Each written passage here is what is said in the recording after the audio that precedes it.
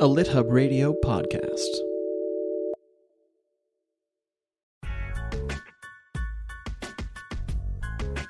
Hello, dear writers and authors, listeners and readers. Welcome to Right Minded. Hello. Welcome back to regular listeners, and thank you. I'm Brooke Warner, and I'm here with my co-host, Grant Faulkner. And Grant, I just do want to take a moment to acknowledge regular listeners, because increasingly I'm hearing from them, and maybe you are too, you know, people writing and saying that they listen every week, and we rarely take a minute to say hello to those folks. And I'm just feeling a little inspired today. So hey, and thank you, regulars. Yeah, I honestly can't say how touched I am when I'm at a writing conference or teaching a class and someone tells me that they listen regularly. And sometimes they'll say like, they listen every Monday during their dog walk or every Friday evening while they're, I don't know, at the gym. But anyway, I'm just deeply touched by those stories. And thank you for reaching out and telling us. It really matters. It really is touching. I agree. It keeps us going. So on a similar note, one of the best things about this line of work that I do, going to conferences and talking to lots of people, but is at those places, I also run into other authors. So you do too, of course. And so this past November was my fourth time at the Kauai Writers Conference, and probably my fourth time lining up a roster of authors in the wake of that. And so that's how we come to bring Sadeqa Johnson on today. I was thinking about past guests that I've met at Kauai include Jane Smiley, Paula McLean, Meg Wolitzer, the agent Lisa Leshny. But Sadeqa and I became yoga buddies the entire week we were there. So that was super fun. And then as soon as I got home, I read Sadeqa's latest book, The House of Eve, and I loved it. And Grant, you know, I don't really read that much fiction except because of our podcast, which gives me an excuse to do it. And I realized, like, I love a fast-paced story. We've talked about that in the past. You know, like there's all these uber literary books that I will read and get through, but there's something about just a great fast-paced story. This one in particular, The House of Eve, has alternating points of view, super character-driven, a lot happens. And so I just wanted to kind of sink into the importance of characters today, because Sadeqa's characters are so true. You know, this whole thing of a novelist and bringing characters to life. I also know that Sadeqa has spoken about celebrating characters who in real life might have been swept under the rug a little bit. You know, just because they're regular people, and yet they're quite extraordinary for all sorts of reasons. So I thought we'd start here, Grant, which is, are there any outstanding novels that you've read that celebrate a protagonist who in real life would have been just a regular person, or someone maybe even by society's standards who would have been looked down upon or, you know, not celebrated? I think in some ways the best novels might deal with characters who are somewhat regular, you know, and I'm just thinking of some of my favorites. Sigrid Nunez, an author who I just love. And I think the last three novels she's written, her main character is a writer, someone like herself. And that might not seem ordinary, but she captures that ordinariness of being a writer. You know, she doesn't like put the writer up in any kind of exotic way. She's really focused on the ordinariness of being a human being. And her characters are so subdued and struggling with mundane things. So I think of them as ordinary, you know, but they hold a lot of drama in their ordinariness and their interiority in her case. And that might be the key, you know, their ordinariness is only a superficial trait because they have fascinating worlds going on that are essentially invisible to others. And I'm also thinking of Miranda July's most recent novel, All Fours, which I just finished and which I'm obsessed by. So I kind of have to talk about it. It's kind of swept away all novel, you know, memory in my mind for the moment. But the main character, you know, is essentially Miranda July. So not a person who's really ordinary at all, of course, but she falls in love with this character, Davy, who works at a Hertz rental car agency. And Davy, you know, she initially kind of condescends to him on kind of a cultural elite level and other levels as well. But he ends up being quite extraordinary, you know, emotionally and sexually, and even with his dancing in the end. So he speaks to how people might seem entirely ordinary on the surface, you know, not cool or artistic or hip, but then they've led these, you know, sort of wild lives and are fascinating unto themselves. Well, Grant, we're not going to do it today, but we have to promise to come back and speak a little bit more about All Fours, even if we can't get Miranda July on the show. So I'm just putting a pin in that for later. back to Sadeqa, her protagonists in The House of Eve, which is her most recent book, are both young Black women who grow up in challenging circumstances, one near poverty and the other in a working class family. And we see both of these women, Eleanor and Ruby, getting to fulfill their dreams in completely different ways, but both of them focused on education and both of them focused, or rather, I should say, confronting what it would mean to better their circumstances.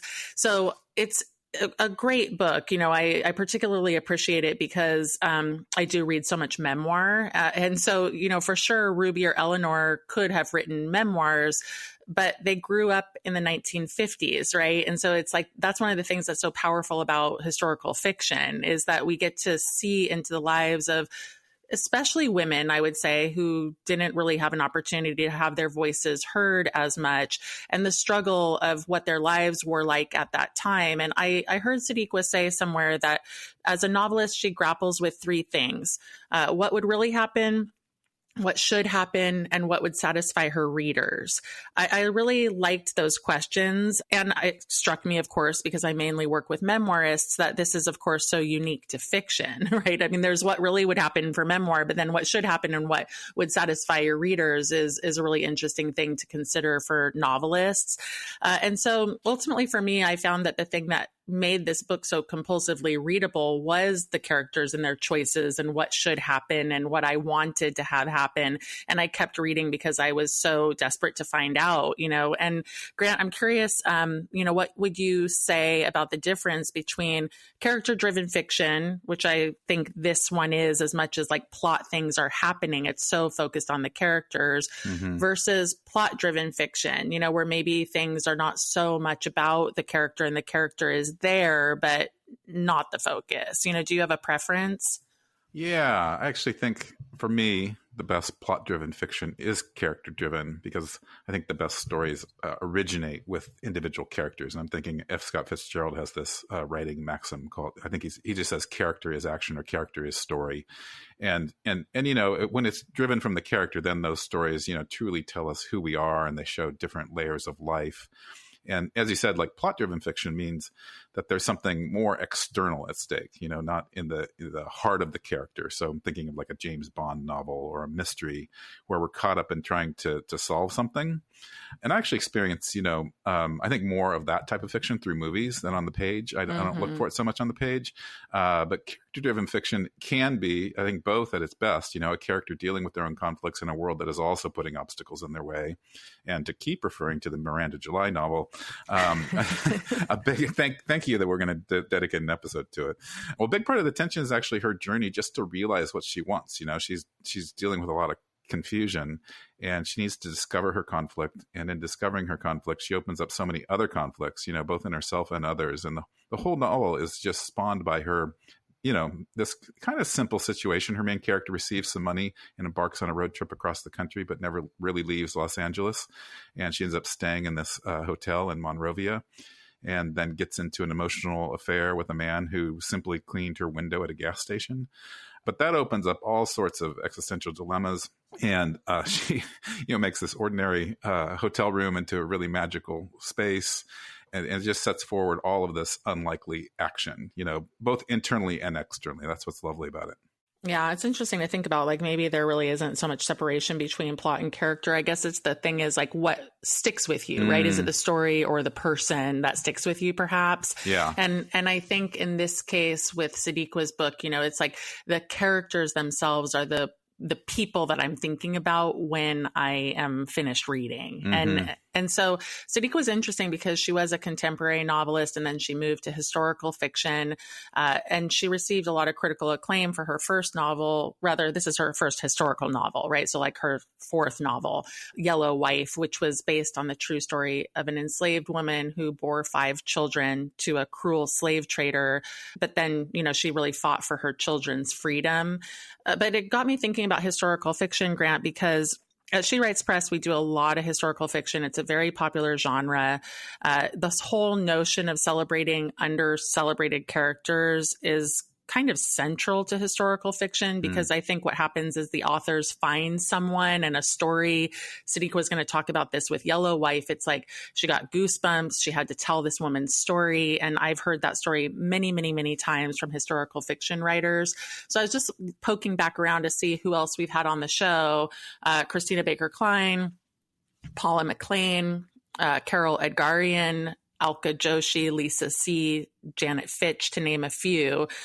So it's just kind of curious to see, the popularity of these authors and what this genre is, which, as we know, is maybe slightly controversial. Yeah. I remember that episode so well when Christina Baker Klein, she said how she didn't particularly like the categorization of historical fiction because women get categorized as historical fiction novelists and men, their historical fiction is more like literary fiction, or that's how it's presented. And I'm sure that we haven't moved any further along that front. Definitely not. And I agree with Christina's assessment. I definitely encourage listeners to go back and listen to her episode. I think that women's historical fiction, on the other hand, is not a bad niche for writers. It's a big seller. And so if I could interpret Christina's objection, it's that men get to write about the past and not be characterized as historical fiction, and women don't. Right. And my opinion on this is that women's fiction does tend to get more micro characterized. And I think there are complicated reasons for that. They're industry related, society related, but sometimes also driven by the writers and the publishers themselves. Because plenty of writers do embrace the term historical fiction, and a lot of readers seek out historical fiction. There's the Historical Fiction Society and, people who are proud readers of historical fiction. And it just comes back to this thing of the under-celebrated characters too, because these are the kinds of stories that tend to celebrate under-celebrated writers. And oftentimes those people do tend to be women. And so maybe it's also just that women writers of historical fiction are making up for all those lost years. I was thinking kind of doing our ancestors a solid. Yeah, I think you're absolutely correct about that. And I really appreciate you making that observation that so much historical fiction is about underrepresented or unrepresented characters and people. And I think that that's a really key role of historical fiction, to tell those stories of those who didn't get to write the history in the first place, So you're right about doing our ancestors a solid by uncovering those stories. So I look forward to uncovering more stories with Sadeqa after this very short break.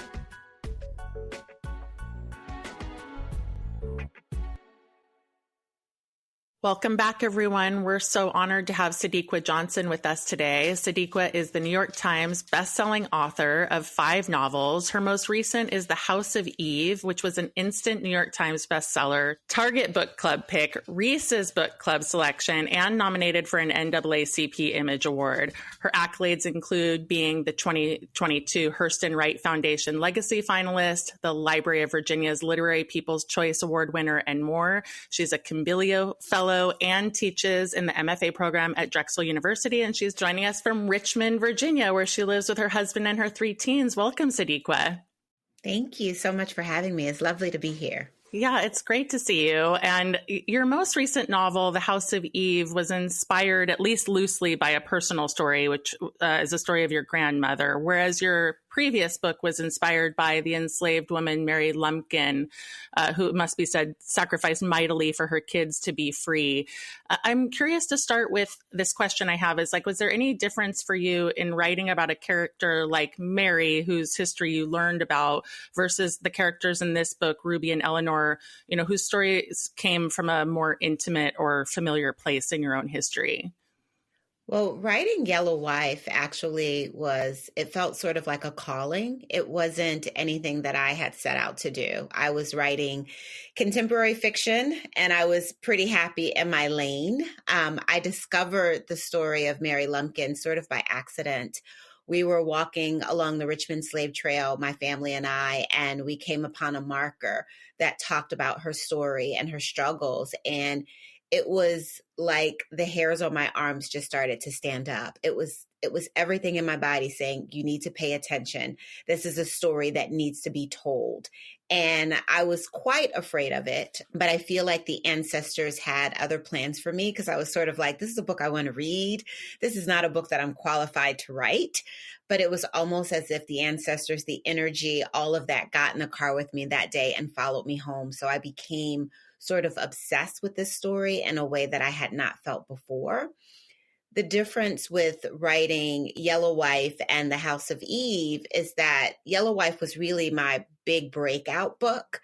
And one of the things that sort of kept haunting me was that this was the best book that I had to offer. And how do you better your best? And that was pretty scary for me. When I set out to write House of Eve, it actually started off being a YA book series was my thought. I thought Yellow Wife is my one historical fiction. That's my contribution to history. That's it. I'm done. I'm going to do something completely different. And I tried to start this series that was going to be in 4 different voices. I've never written a YA book before, so I don't know why I thought that was a good idea. But I thought that it was going to be this series. And when I came back from my writing retreat, I told my agent about the 3 different books, and Ruby's book was very small. Like I had 1 paragraph about her. I knew that she was young. I knew that she was beautiful.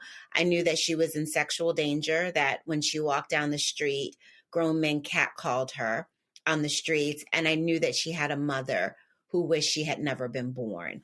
And my agent said to me, that's the book that I want to hear about.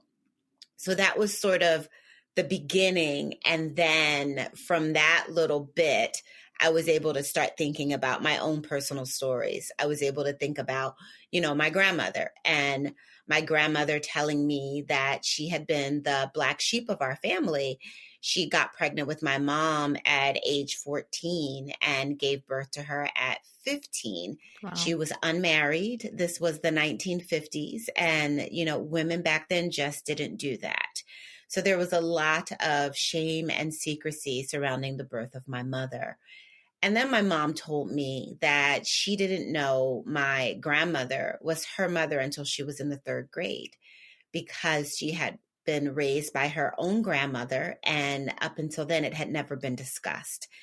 And this sort of sparked an idea in me, like about women and shame and secrecies. And I asked the question, what options did my grandmother have when she found herself pregnant and in trouble at such a young age? What resources were available to her?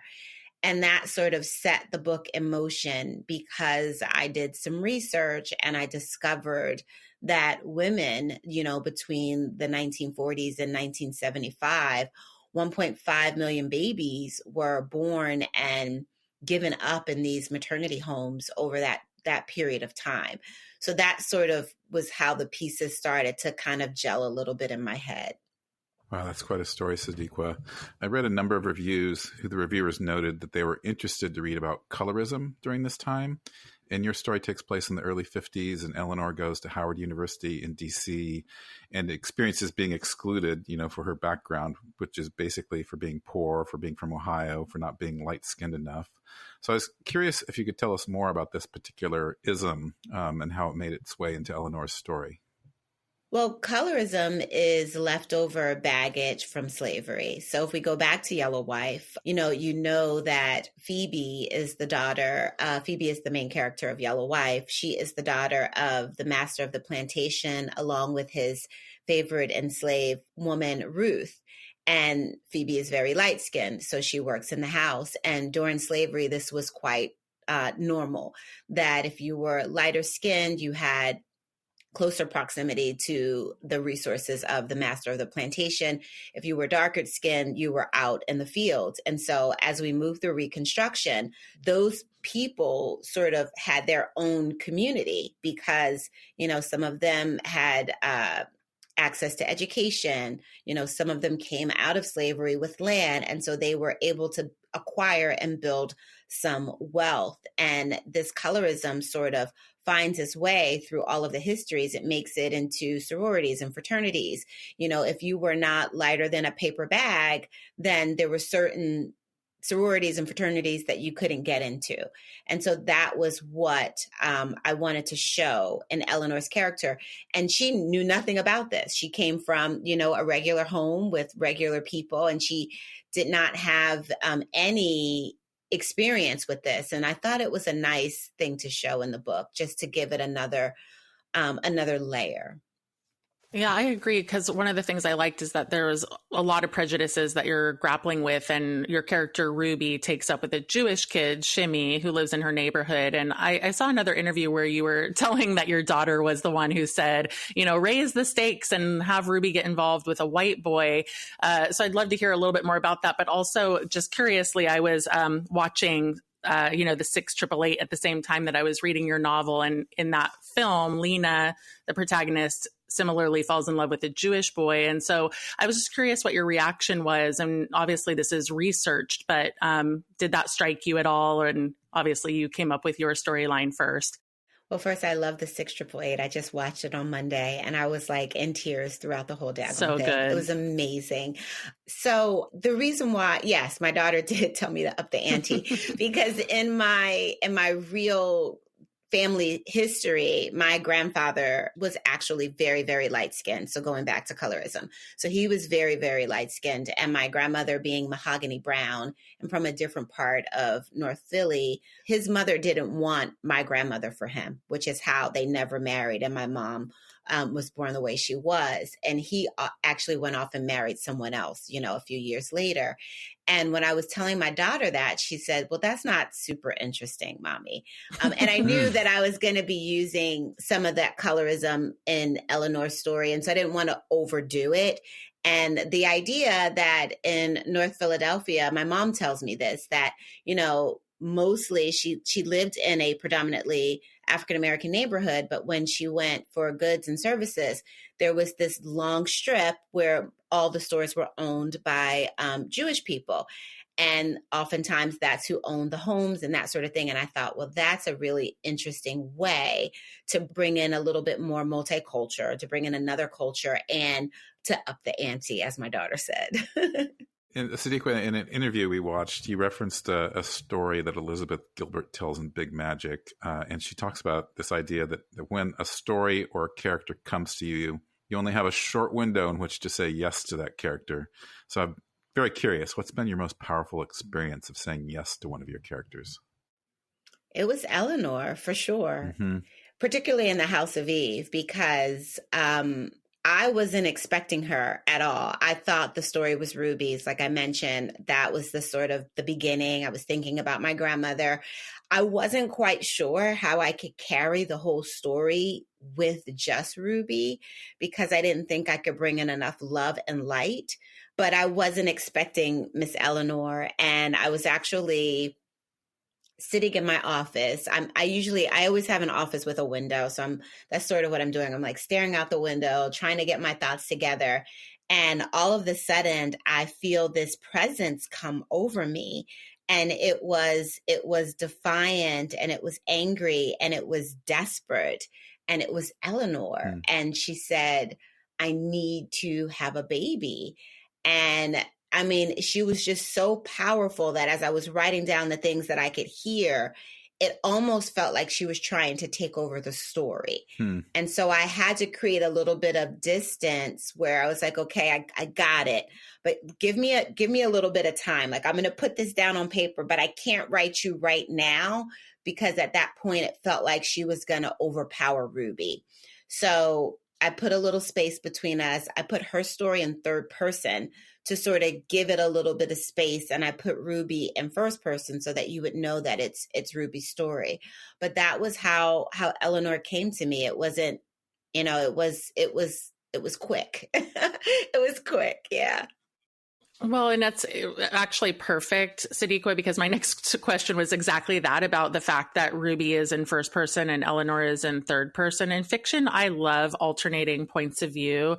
And you just explained basically what my question was going to be about why you chose that. But could you speak a little bit about executing first person versus third person in fiction? And a lot of our listeners are writers, so like, how do you make the decision and what is the sort of emotive difference for you between first and third?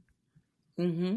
So House of Eve is my fifth novel, and Yellow Wife I wrote in first person, and I wrote Phoebe's character in first person because I wanted the readers to feel as if they were on the plantation, as if they were walking through, as if it was them. I wanted them to have that up close and personal connection with her and her story.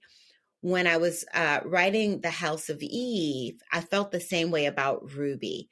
It almost felt like I was Ruby as I was writing the story, like I was moving through the story as if this was happening to me, which made her really up close and personal and in your face, which is what I wanted. But then, like I said, with Eleanor, to create that distance, third person gave me a little bit of space. It also, I think, helped me really keep track of whose world I was in as I was flipping back and forth between the chapters. I read this in the Alice Network by Kate Quinn. That was where I saw the first and the third person, and I thought, that's genius. And so that was something, that book definitely influenced the way I structured The House of Eve. Well, Sadeqa, as Brooke mentioned, a lot of our listeners are writers, so I want to get a little bit more into the nuts and bolts of your writing process and talk more about characters' backstories, because you've obviously created really complex and multi-layered characters, but, only part of any character's story makes it onto the page. So I'm curious how much additional backstory or create for your characters, and how much story also do you feel like you have to know in order for your characters to truly read like multidimensional people on the page? Yeah, that's the hard work, right? Like that's just thinking about the question. I'm like, yeah, that's where all the that's where all the work happens. I do think that we need to know our characters in and out. Mm-hmm. And I start with, when I'm starting a novel, I start with a bio. The bio is not, I'm not married to it, because as I move through the story, the character reveals what I've decided was true and what they know to be true. And so I always follow my characters, but I try to know as much backstory as possible. I always do a character bio. I also do outlining. I do outline. I am a plotter, not a pantser, because I don't know how pantsers do it, to be quite honest. But I do plot out my story, and that also helps me with the character, to develop the character. Everything doesn't make it into the story, and everything doesn't need to be. But for me as the writer, like, even if there is a scene where, okay, let's just say my character is deathly afraid of mice, right? And even though there are no mice in the story, I think the way the character moves in certain spaces will be informed by the fact that they have this fear. So I don't have to tell you guys every single thing, but I need to know those things, if that makes sense. Mm-hmm. Yeah, that's fascinating. Just so much depth that you need to know, like, as if these are like literally real people and they're visiting you. I know that from hearing other authors. I want to change the subject just a little bit, Sadeqa, to talk about publishing. And you come to publishing from being in publishing. And as far as I understand it, you started your own small press. Maybe you could say a bit more about that. Now you're a New York Times bestselling author. And so I always like to hear from people like you, about like your take on the state of publishing. What do you think it takes these days for a debut writer to land a traditional publishing deal? And what would you recommend to people listening? What should they do to try to break in? When I was trying to break in the early 2000s, people would say to me, it's so hard, it's so difficult to break into publishing. And so I hate to say the same thing in 2025, right? Like, it's so hard, it's so difficult to break into publishing. Nothing has changed. And it was quite difficult for me. And I worked in publishing. So I had a publishing background. I was a publicist for a few years. So I knew agents and I knew editors. But when we took my first book out, I couldn't get a publishing deal. And I had been nursing my first novel for about 10 years at that point. It was about 2010, I think. And my husband sort of suggested, like, well, this is the era of self-publishing. You have the background in publishing. He had the business hat. Let's put it together and start this small press. And our small press is very small. It is just my book. But but we got it out there and we hit the streets. We went to every book festival that we could get ourselves on up and down the East Coast, hand selling books, building my audience one person at a time. That was the start of social media. And so it was a long time coming. I did not get a traditional publishing deal until my second and third book, which even with my traditional publishing deal with St. Martin's Press, my books just did okay. Like it wasn't a big breakout. I still had to do the same things that I was doing when I was self-published. It still was a lot of me hustling and building my platform and reaching my audience and all of that. But what I tell my writing students is that when you have your first novel, it is your first, you only get one chance to be a debut author. And you want it to be the absolute best that it can be. So take writing classes, have a writing group, workshop, people that you can trust, read your book, maybe spring for an outside editor to help you tighten things up before it even gets to an agent, because things in publishing have always moved quickly, but I feel like it's moving super quick now. So whereas an editor may have 2 years to help you develop your concept, that's not the case now. Like when Yellow Wife was sold, it went to auction, but my editor who bought it from Simon & Schuster said that she felt like it was 90% done and she had very little to say, which was great. I mean, she had things to say, but 90% done means that I'm the person who she wants to work with because she can get me from point A to point B very quickly. And so I would say just keep working your craft. Books don't happen in draft 1, draft 2. I just turned in draft 2 of the novel I'm working on to my editor. And the notes that I have on this book, I had to go to bed. Okay. I just have to be honest. I had to go to bed because I was just like, what? I worked a whole year and some change on this book. Why are you telling me it's not perfect? What? So even, 6 novels in, I still have so much editorial things that I have to do. And so there's a character that needs to be reimagined and, all of those things. But if you do the work up front, the payoff is a little bit better. So do the drafts, do the work, and you'll be pretty pleased with your product. I will get there. I'm not there yet. You will. Well, speaking of the work and the joy, congratulations. We saw you just sold a new book. We saw it in Publishers Marketplace. So I'm assuming that's the one that you just turned in. Yes. I was curious about that. Okay. Yes. Is it historical fiction? It is historical fiction. Do you want to hear a little bit about it? Sure. We'd love to. Yeah. Yes. Yeah, sell it. Build the platform. All right. So I know, right? I'm always kind of careful in how I say this because it's still in development. Well, not really. I mean, I have 600 pages, but so the story is entitled Beautiful Children, and it starts off right during the occupation of Germany.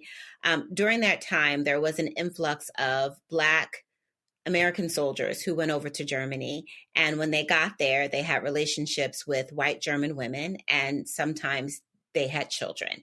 And the GIs were often shipped back home or somewhere, and the women were left with these children that they couldn't raise. And so a lot of them ended up in orphanages. And the story is about what happens to those children. Wow.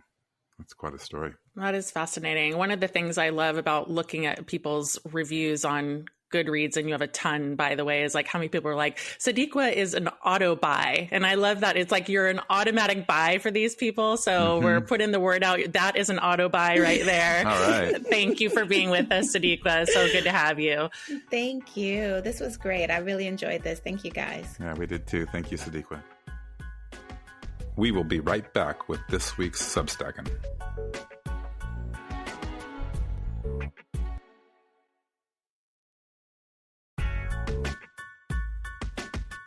Grant, there are so many great writers and authors on Substack, many that we love, and including Junot Diaz. And I've only read one of his books, actually, The Brief Wondrous Life of Oscar Wilde. I loved it, though. He's an amazing writer. And so I thought I'd call attention to his Substack, which is called Story Worlds with Junot Diaz. And he wrote recently a post called Fundamentals of Character Creation Troubles, in which he poses to the readers of his Substack a challenge. You want another surefire way of creating convincing, compelling characters?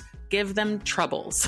Yeah. So good advice, right? And I thought just very aligned with Sadeqa's, exploration into character. Totally. When I'm teaching fiction writing, I'm always like, just punish your characters, give them troubles. That's what we read for.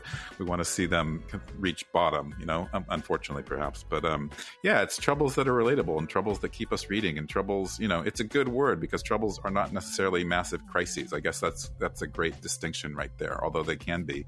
And to quote a little bit more from Junot, he writes, "Troubles are a fully lower level of narrative friction, a category of antagonism that can produce smoke but not fire, worthy of an anecdote but not a full story. They are the lesser conflicts, everyday annoyances, minor inconveniences that bother all of our lives and should bother the lives of your protagonists. The anxious dog, the dodgy knee, the broken glasses, the bureaucratic tangle, the suspicious dry cleaner, the bus that the character keeps missing, the bad haircut, the noisy AC next door. Everyone has troubles, unless, of course, you're some perfect god type. And who the fuck wants to read about someone like this?" That was his F word, not mine. Yeah, it's so true. And, I'll say the same thing is true for memoirists. Like, no one wants to read a character, real or imagined, who's not flawed in some way or who's not struggling in some way. Mm-hmm. The characters aren't relatable if they don't have these kinds of struggles that they're up against.